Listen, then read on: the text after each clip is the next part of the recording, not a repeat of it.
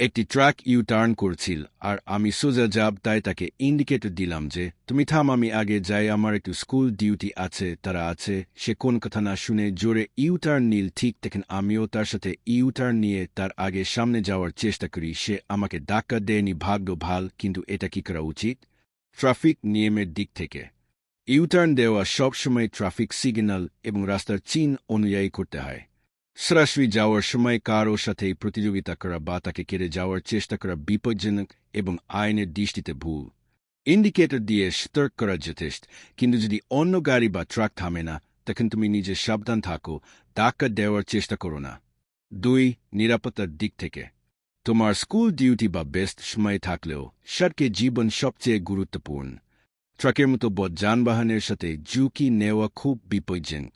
ভাগ্য ভালো যে কোনো ক্ষতি হয়নি। কখনোই এমন প্রতিযোগিতা করা উচিত নয় যে আমি আগে যেতে চাই, এরই বা দুর্ঘটনার কারণ হতে পারে। 3. সঠিক পরবর্তী পদক্ষেপ। শান্ত থাকো এবং ট্রাফিক নিয়ম মেনে চলো। এমন পরিস্থিতিতে সাবধানভাবে গতি কমাও, অপেক্ষা করো এবং নিরাপদভাবে যাও। মনে রাখো, তাড়াহুড়ো করা, কারো আগে যাওয়ার চেষ্টা করা বা ঝুঁকি নেওয়া কখনো ঠিক নেয়। উপসংহার: ভাগ্য ভালো যে ধাক্কা লাগেনি, তবে এমন কাজ করা ঠিক নেয়। জীবনের নিরাপত্তা সব সময় প্রথম। ইউটার্ন বা অন্য যানবাহীর সঙ্গে প্রতিযোগিতা করার চেয়ে সাবধানে, নিয়ম মেনে এবং ধৈর্য ধরে চলা সবসময় ঠিক। স্কুল ডিউটি বা ব্যস্ত সময়ে ট্রাফিক নিরাপদে ফলো করার টিপ: ধৈর্য ধরে চলুন। ব্যস্ত থাকলেও সড়কে তাড়াহুড়ো করা ক্ষতি করতে পারে।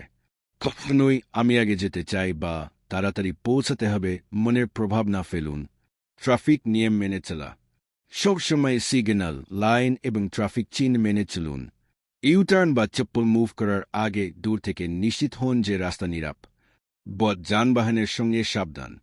ট্রাক, বাস বা বড় গাড়ির সঙ্গে প্রতিযোগিতা বা রেস করা কখনো ঠিক নেই।